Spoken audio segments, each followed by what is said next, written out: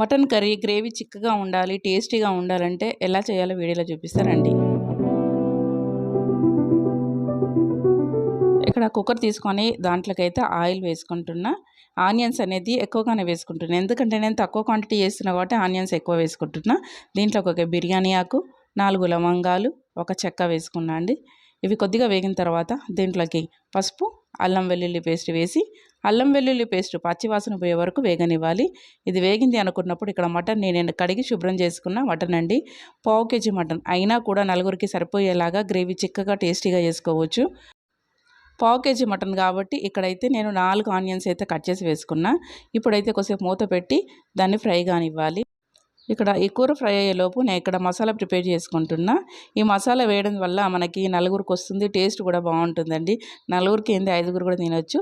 ఇక్కడైతే ఒక 3 medium size onions cut చేసి కొద్దిగా ఆయిల్ వేసి వేయించుకున్నా. ఇవి కొద్దిగా కలర్ చేంజ్ అయిన తర్వాత దీంట్లోకి 3 టమాటాలు కట్ చేసి వేసుకున్నా. ఇవి కూడా కొద్దిగా మనకు మగ్గినాయి అన్నప్పుడు స్టవ్ ఆఫ్ చేసుకొని పక్కన ఉంచేయాలి. ఇప్పుడైతే చూస్తున్నారా మనకి మటన్ అనేది ఆయిల్ తేలుతుంది.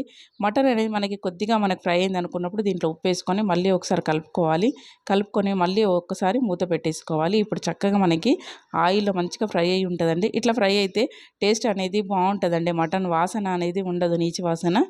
తర్వాత దీంట్లోకి కొద్దిగా కొత్తిమీర వేసుకున్నాను. ఇప్పుడు టమాటా ఆనియన్ పేస్ట్ కూడా వేసుకోవాలి. ఇప్పుడు ఈ పేస్ట్ కూడా మనకి ఆయిల్ ఫ్రై అయితే మంచి టేస్ట్ వస్తుందండి. పీసులకు బట్టి పీసులైనా గ్రేవీ అయినా మంచి రుచి ఉంటుంది. ఈ మసాలా పేస్ట్ వేయడం వల్ల మనకి అంటే ఎక్కువ మంది తినొచ్చు, అట్లాగే టేస్ట్ కూడా ఉంటుందండి, చిక్కగా వస్తుంది. అందుకని ఈ మసాలా పేస్ట్ అనేది ఈ మసాలా పేస్ట్ అనేది వేసినప్పుడు కారం అనేది కొద్దిగా ఎక్కువగానే వేసుకోండి, ఎందుకంటే తీయగా ఉంటుంది. లేకపోతే కారం కొద్దిగా ఎక్కువ వేసుకోవాలి. తర్వాత ధనియాల పొడి, దీంట్లో కొద్దిగా గరం మసాలా కూడా వేసుకోవాలండి. ఇంకా ముందుగా మటన్లో కొద్దిగా కొత్తిమీర వేసిన కాబట్టి ఇప్పుడైతే కొద్దిగా పుదీనా కూడా వేస్తున్నాను. మటన్లో పుదీనా వేస్తే మంచి ఫ్లేవర్, కమ్మటి రుచి కూడా ఉంటుంది కదా. సరే బాగా మిక్స్ చేసుకోవాలి.